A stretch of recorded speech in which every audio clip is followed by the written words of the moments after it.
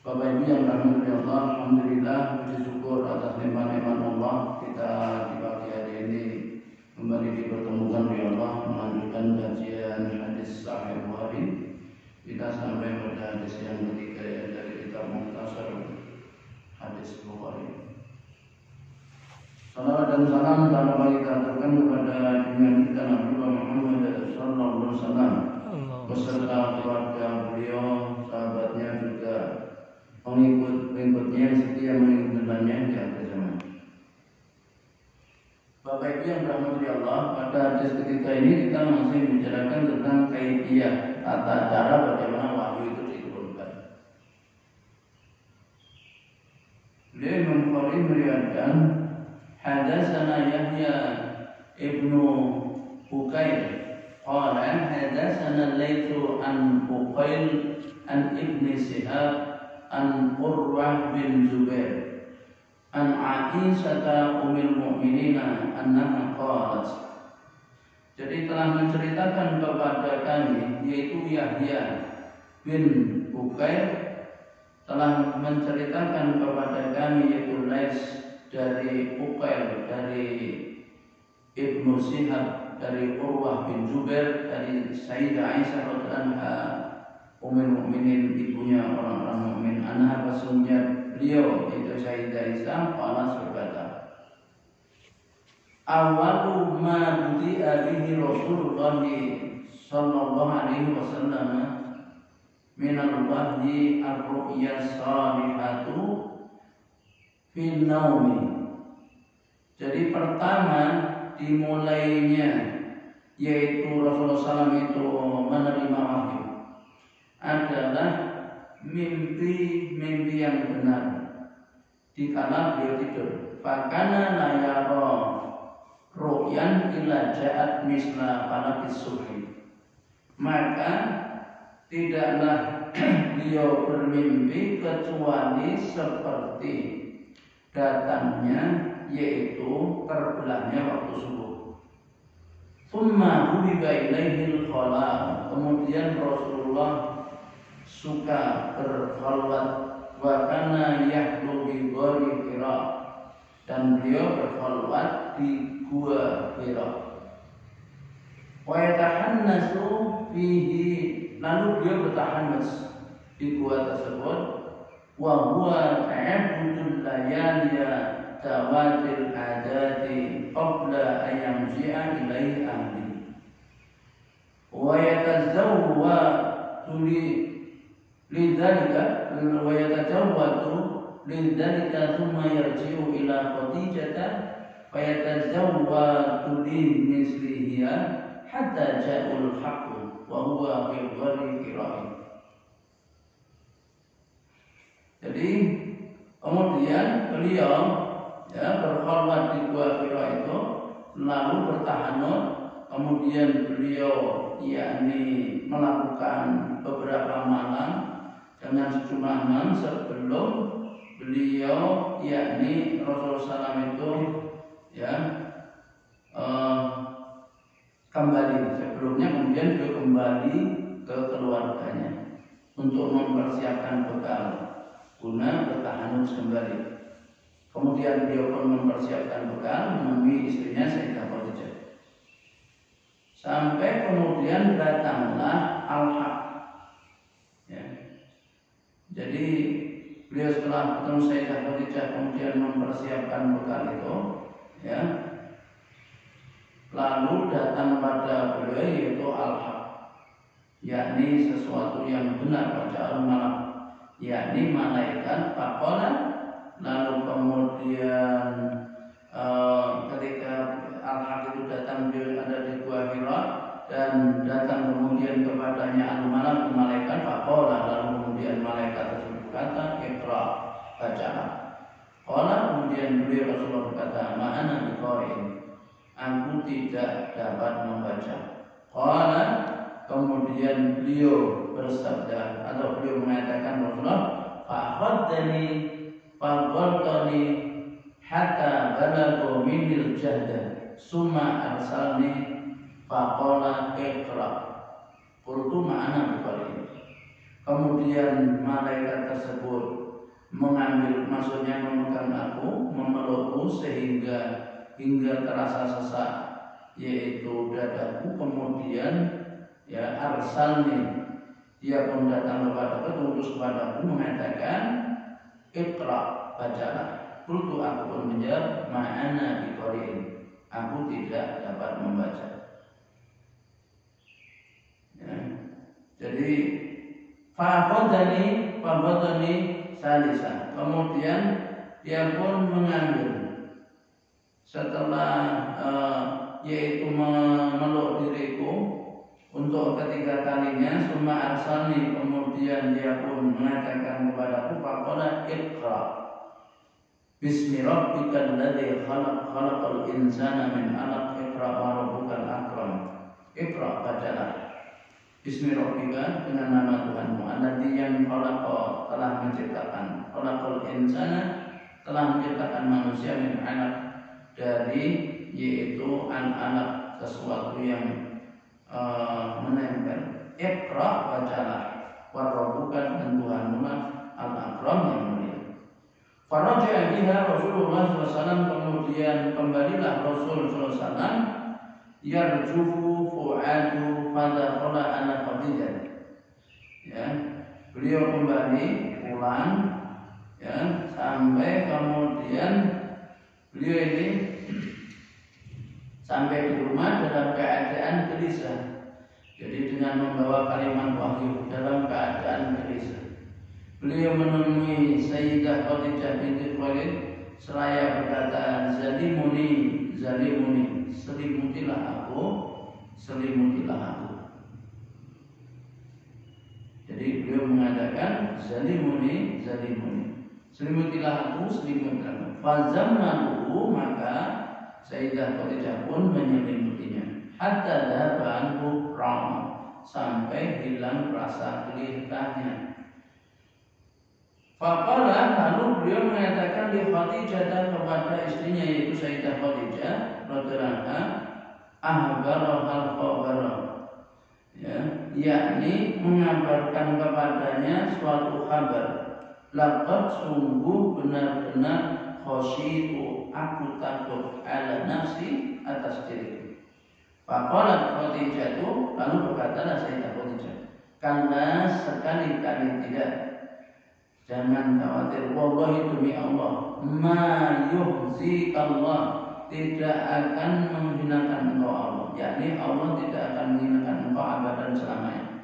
Innaka, sesungguhnya engkau, la tasilur rahimah, sungguh telah menyambung silaturahmi, wa tahmilul kalla, dan engkau telah memberi makan, wa taksibul ma'idu ma, wa taqri'u dhaifa, dan engkau telah yaitu mengerjakan sesuatu yang terpuji, dan wa taqri'u dhaifa, dan engkau adalah menguatkan orang yang lemah, wa tu'inu, dan menolong ala nawaibil haq, untuk yaitu pembawa kebenaran. Fanqalaqat bihi Khadijatu hatta ataita bihi Waraqah bin Nawfal. Kemudian pergilah Sayyidah Khadijah, ya, dengan Rasulullah SAW, sehingga mendatangi bersama Rasul itu yaitu Waraqah bin Nawfal, ibnu Asad ibni Abdul Uzza, ibnu Ammi, yaitu Waraqah bin Nawfal bin Asad bin Abdul Uzza bin Ammi Khadijah. Jadi putra dari paman Sayyidah Khadijah. Wa kana imra'an, dia adalah orang yang qad tatanasara fil jahiliyah, telah memeluk agama Nasrani di zaman jahiliyah. Wa kana yaktubul kitab al-Ibrani, dan dia Waraqah bin Nawfal ini menulis kitab yaitu Injil dalam bahasa Ibrani. Fayaktubu minal Injil, dan yang menulis Injil bil Ibraniyah, dengan bahasa Ibrani. Masya Allah, sesuai dengan apa yang Allah kehendaki. Ayaktuba, untuk dia tulis. Wa kana syaikhun kabiran, dia Waraqah bin Nawfal itu sungguh laki-laki yang telah tua. Waka'amnya sungguh beliau buta. Faqalat lahu, lalu kemudian menceritakan kepadanya Khadijah, Sayyidah Khadijah, ya ba'ammi, wahai putra pamanku, isma minni akhika, dengarkanlah, yaitu putra saudara laki-laki.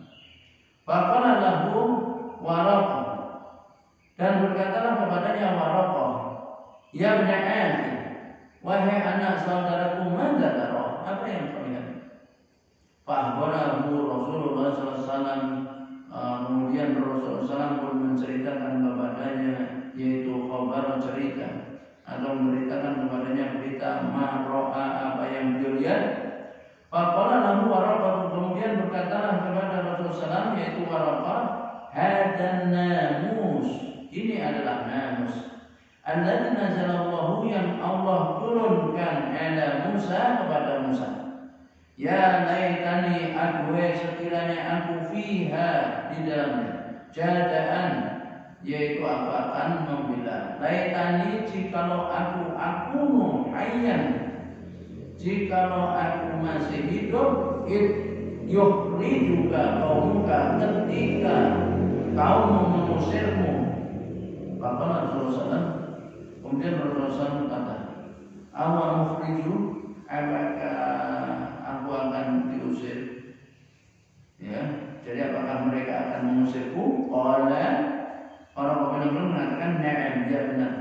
Lam ya'ti rajulun, tidaklah seseorang datang qattun misli ma ji'ta bihi, yaitu dengan membawa apa yang kau bawa, illa, kecuali dia akan dimusuhi. Wa id yuribni, dan jika aku menjumpai yang demikian itu, yaumuka, pada harimu itu, ansurka, aku akan tolong kau, nasron, dengan pertolongan, mu'azzaran, yang bisa hingga bisa membahasakan kau. Tsumma lam yamsab Waraqahu au tuwfiya wafatul wahid, yaitu kemudian Waraqah ini tidak sampai menemui Nabi Rasul, kemudian beliau wafat, dan wafataron wahyu, jadi wahyu masih lama turun, maksudnya terputus, fatrah kosong wahyu. Qala Ibnu Syihab, berkata Ibnu Syihab, wa baroni Abu Salamah memberitakan kepadaku Abu Salamah Ibnu Abdurrahman, anna Jabir bin Abdullah al-Ansari, bahwa sesungguhnya Jabir bin Abdullah al-Ansari qala, berkata, wa huwa yuhaddisu, dan dia menceritakan an fatratil wahyu, tentang putusnya wahyu atau kosongnya wahyu. Faqala, dia mengatakan di hadisi, di dalam hadisnya, baina ana amsi id sami'tu sautan minas samai. Jadi sebelum aku berjalan, ketika aku mendengar suara dari langit, farafa'tu basari, lalu aku pun mengangkat penglihatanku. Faidan malaku, maka ketika itu malaikat alladzi yang ja'ani, datang padaku di Hira, di gua Hira, jalisun, duduk ala kursi, di atas kursi, benas samai wal ard, antara langit dan bumi. Faru'ibtu, maka aku pun, yaitu takut, minhu, darinya takut. Farraja'tu, lalu aku kembali. Fakultu, kemudian aku katakan, zamiluni, yaitu selimutilah aku. Fa'anzalallahu ta'ala, kemudian Allah pun menurunkan firman-Nya, a'udzubillahi minasyaitonir rajim, ya ayyuhal mutassir qum fa'anzir ila qaulihi wa rujza fahjur. Lalu turunlah firman Allah, wahai orang yang berselimut, berdirilah, lalu berilah peringatan kepada perkataan apa yang yaitu sampai warujza fahjur.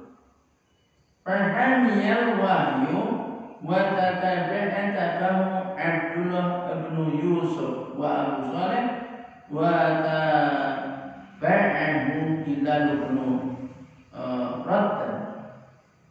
Ibn Raddad an Zuhri Faqala Yunus wa ma'nudu wa bawadir. Ya. Jadi lalu turunlah tadi firman Allah ya, kemudian pahaminya wahyun. Ya. Jadi maka hamya wahyu. Jadi hadis ini dikatakan oleh Abdullah sejak saat itu terus turun wahyu. Ya, jadi maka Allah bukan ya sejak saat itu kan hamya wahyu terus turun wahyu sampai beliau wafat ya berkeseimbangan. Hadis ini juga dikatakan oleh Abdullah bin Yusuf dan Abu Saleh juga oleh Hilal bin Ratan dari Az-Zuhri dari Yunus berkata Muhammad punya kata yang bilang yaitu mendapatnya dari Az-Zuhri. Nah, Bapak Ibu yang dirahmati Allah, ini adalah lengkap menceritakan tentang bagaimana awal Rasul menerima wahyu. Jadi ternyata yaitu diawali dengan mimpi-mimpi yang benar.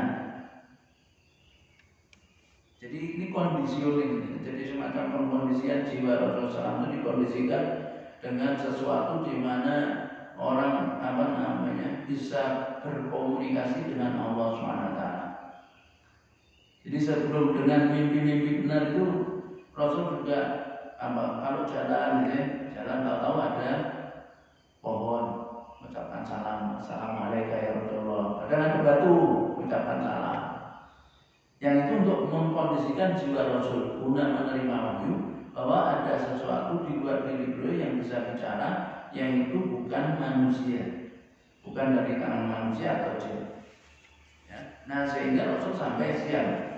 Nah kemudian mimpi-mimpi tadi yang benar dalam tidur itu menjadikan Rasul kemudian suka istilahnya menyendiri, bertafakur, bertahanus di Gua Hira, ya, memilih Gua Hira dan bertahanus, yaitu ibadah di malam hari dalam beberapa waktu lamanya sebelum kemudian kembali kepada keluarganya, ya, guna mempersiapkan bekal untuk bertahanus kembali. Jadi sampai beberapa hari di situ sudah bawa bekal. Nanti bekal habis pulang, ya, nemui keluarganya, ngambil bekal lagi. Begitu Rasul. Kalau beberapa pendapat mengatakan bahwa Rasul dipersiapkan oleh Allah untuk menerima wahyu dari sisi ada sesuatu di dalam diri beliau yang bisa bicara itu kurang lebih 6 bulan. Hingga sebuah bulan sebelum turun wahyu beliau suka bertahanus ya di Gua Hira itu, memilih Gua Hira sebagai tempat. Jadi kalau misalnya di malam hari ya, beribadah di malam hari. Kalau misalnya Bapak Ibu itu perhatikan tentang Gua Hira itu. Jadi Gua Hira itu kalau dipakai malam kita berada di Gua Hira itu Mekah, yaitu Ka'bah itu terlihat jelas dari situ. Dan istilahnya menciptakan suasana yang mempengaruhi jiwa. Jadi beliau melihat Gua Hira dari gimana? Maksud saya dari Gua Hira itu melihat ya, sampai kemudian akhirnya dia didatangi Al-Haq. Saat dia di Gua Hira itu, malaikat pun datang kepadanya kemudian mengatakan Iqra. Terus baca. Dalam riwayat yang lain itu malaikat Jibril itu bawa kain, jadi secari kain. Mana ada kain ini kemudian tertuliskan, ada tulisannya. Jadi kenapa Rasulullah diperintah Iqra, baca. Tapi Rasul menjawab mana biqari'in, saya nggak bisa baca. Bukan nada Iqra, bukan apa yang aku baca. Nah berarti memang itu ada tulisan. Disitulah nanti kenapa penulisan Al-Quran itu bersifat tauqifiyah. Jadi jenisnya itu dari Allah SWT. Karena memang malaikat Jibril ketika bertemu dengan Rasul membawa surah Al-Alaq yang awal 5 ayat, Iqra bismi rabbikal ladzi khalaq, itu dalam bentuk tulisan. Tapi Rasul menjawab mana? Kemudian dipeluk oleh Jibril. Dipeluk itu terus dilepas sampai Rasulullah itu merasa angkat ini. Kemudian dilepas, setelah itu diperintah Iqra, baca. Tapi Rasul kembali mana itu, dan itu dilakukan oleh Jibril sampai 3 kali. Maka pada ketiga kalinya Ya, kemudian setelah dipeluk itu dilepas, kemudian Jibril mengatakan Iqra bismi rabbikal ladzi khalaqal insana min 'alaq Iqra wa rabbukal akram alladzi 'allama bil qalam 'allamal insana ma lam ya'lam. Nah, jadi setelah beliau ya mendapatkan wahyu itu, Rasulullah SAW kembali pada keluarganya dengan bawa kalimat wahyu dengan penuh rasa takut, gelisah, karena itu baru pertama ya apa gitu ya. Kemudian padahal Sayyidah Khadijah binti Khuwailid sudah menanti lama. Jadi Sayyidah Khadijah itu kan tahu kenapa mesti menikahi Rasul, nikah dengan Rasul. Karena kan Sayyidah Khadijah itu murid dari Waraqah bin Naufal, pamannya sendiri. Nah, Sayyidah Khadijah tahu tentang akan datangnya Nabi akhir zaman. Ya, Nabi akhir zaman. Dan pamannya itu Waraqah bin Naufal menjelaskan tanda-tandanya, dan tanda-tanda itu ada pada diri Rasulullah SAW sebelum jadi Nabi dan Rasul itu. Jadi oleh karena itu, yaitu ketika berdagang bahwa Sayyidah Khadijah itu kan terpelajar, orang yang bisa baca tulis terpelajar. Maka ketika Rasulullah SAW usia 25 tahun itu datang kepada Sayyidah Khadijah untuk menawarkan diri guna menjalankan bisnisnya, Sayyidah Khadijah tanya, mau bisnis kemana? Gitu. Nah, Rasul menjawab Syam. Nah, maka Sayyidah Khadijah ya menyetujui, memberi modal. Kenapa? Karena itu sebagai tanda kenabian. Jadi tanda-tanda Nabi. Lalu untuk meyakinkan itu, lalu kenapa Sayyidah Khadijah itu meminta yaitu Ikrimah mendampingi Rasul. Maksud saya bukan sama yang mendampingi Rasul itu bisnis perempuan, laki-laki ya. Tapi Maisyarah ini laki-laki. Bapak Ibu bukan perempuan ya. Maisyarah itu laki-laki. Tapi kalau di tempat kita Maisyarah itu perempuan. Padahal dia laki-laki. Dan tugasnya apa?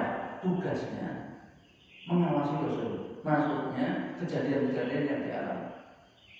Jadi Maisyarah ini ditugaskan untuk mendampingi Rasulullah yang belum menjadi Nabi dan Rasul itu usia 25 tahun. Ini juga saya dapat untuk mencatat, yaitu apa-apa yang ditemui pada diri Rasulullah itu sebelum menjadi Nabi selama perjalanan. Jadi saya ketika jalan itu Rasul dinaungi oleh awan, ya, jadi awan menaungi. Kemudian ya Rasulullah itu bertemu dengan pendeta tokoh dari agama. Kemudian Rasulullah itu duduk di suatu tempat di bawah pohon kurma. Kemudian ada komentar dari seorang tokoh, siapa di situ duduk? Dia Muhammad bin Abdullah. Dia mengatakan tidaklah duduk di situ kecuali dia seorang nabi dan sebagainya. Ya, sampai kemudian semua apa yang ada tanda-tanda keanehan kalau dalam bahasa kita atau yang disebut dengan mukjizat nanti ya, sebelum menjadi mukjizat itu, sebelum menjadi rasul ya, irhasat, tanda-tanda awal kenabian.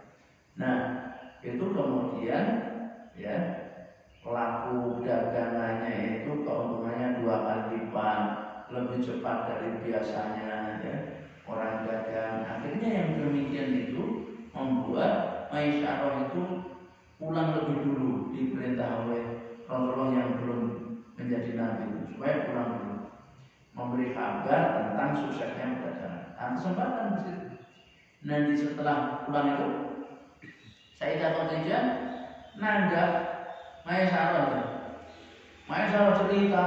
Nah, ini makin jelas yaitu calon nabi. Disitulah kenapa kemudian beliau Sayyidah Khadijah itu meminang Rasul. Ya.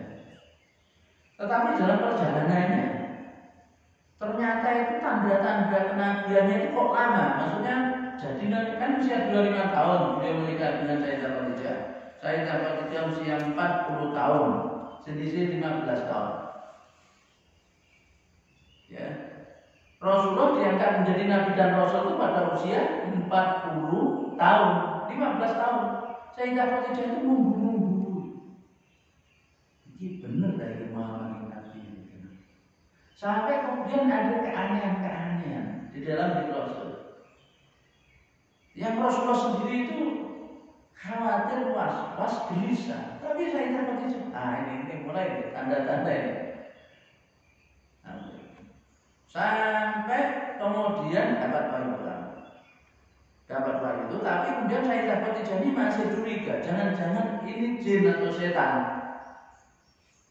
Maka dalam satu riwayat ini, ketika Rasulullah itu datang, ini sebentar lagi Jibril mau datang. Jibril mau. Sayyidah Khadijah, aku tak milu ketemu ya. Gitu. Jadi Sayyidah Khadijah ini pengen ngetes, ini Jibril kenapa? Karena sudah dapat berita sebelumnya. Nah, gimana caranya tes? Jadi ketika Rasulullah itu bertemu dengan Jibril itu, Sayyidah ketemu itu, mohon maaf, betisnya beliau itu dibuka sedikit. Wah, langsung si malaikatnya ini Jibril kan berpaling, pergi, meninggalkan. Kemudian Rasulullah menyampaikan, pergi Jibril. Nah, ternyata betul, dia adalah malaikat, bukan jin. Nah, jadi kalau begitu kita perhatikan bahwa Sayyidah Khadijah memang sudah dipersiapkan oleh Allah untuk mendampingi Rasulullah, ya, dan sekaligus beliau memang memilihkan apa? Menjadi istri beliau karena beliau berharap kenabian pada suaminya itu. Maka begitu Rasulullah itu gelisah sepulang dari Gua Hira menerima wahyu pertama kali, kemudian mengatakan zamiluni, saya tidak tenang. Bujuku calon nabi tenang, kemudian diselimuti, ya. Kemudian begini aja, nanti baru di sini kita ketemu ya, paman saya yaitu Waraqah bin Nawfal. Ya saat itu kan Waraqah sudah tua, ya sudah sepuh, hutang. Maka kemudian Rasulullah yang saya dapat bersama Rasul yang masih gelisah ini dibawa, kemudian menceritakan kebetulan diceritakan di sini. Ya, jadi maka saya saja mengatakan wahai yaitu Waraqah bin Nawfal dia katakan, ya, wahai putra paman. Nah, gitu. Jadi ini Waraqah bin Nawfal bin Asad bin Abdul Uzza. Wahai putra paman, dengarkanlah, yaitu anak saudaramu ini laki-laki. Ini untuk menggambarkan kedekatannya. Kemudian Waraqah bin Nawfal menulis buku, ya, dalam bahasa Ibrani, juga menulis kitab Injil dalam bahasa Ibrani. Karena Waraqah bin Nawfal ini adalah salah satu penganut agama Nasrani dari orang Arab. Nanti ada beberapa orang ya. Jadi yang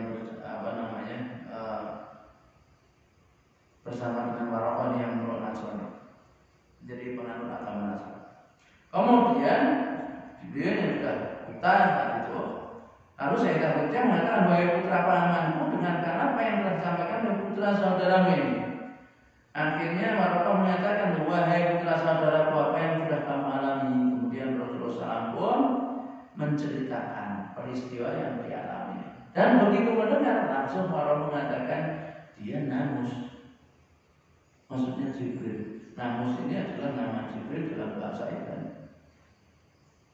Ya, seperti yang pernah Allah turunkan kepada Musa.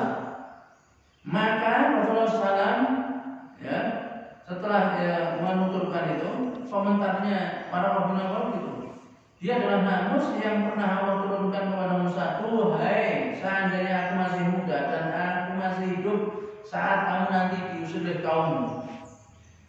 Jadi Waraqah bin Nawfal tahu bahwa nanti diusir oleh kaumnya. Rasulullah kemudian bertanya, apakah kamu akan diusir mereka? Waraqah menjawab, ya. Karena tidak ada seorang pun yang datang dengan membawa seperti apa yang kamu bawa itu, kecuali dia akan mesti disakiti, dimusuhi.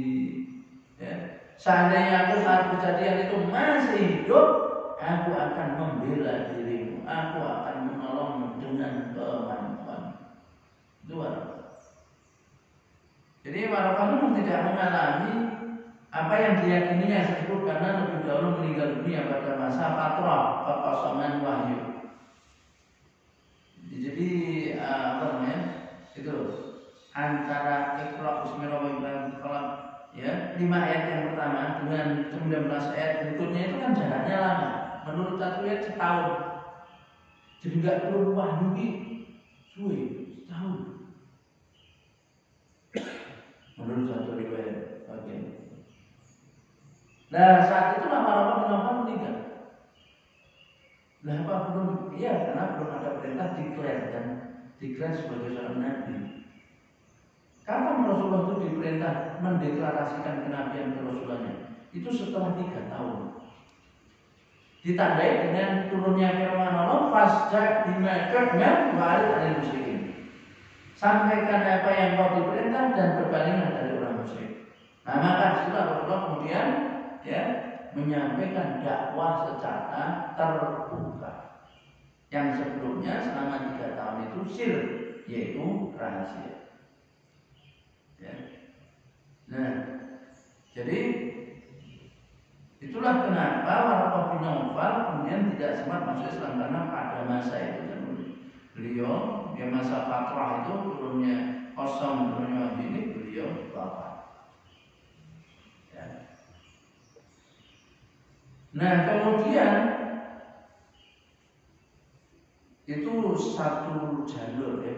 Adapun jalur yang lain dari Ibnu Syihab dia berkata, jadi telah mengabarkan kepada Abu Salamah bin Abdurrahman bahwa Jabir bin Abdullah Al-Ansari bertutur tentang kekosongan wahyu ini tentang masa fatrah. Sebagaimana yang Rasulullah SAW ceritakan, ketika sedang berjalan, aku mendengar suara dadangin. Nah, masa fatrah itu, maksudnya fatrah di sini Rasul menerima wahyu pertama dengan jarak wahyu berikutnya itu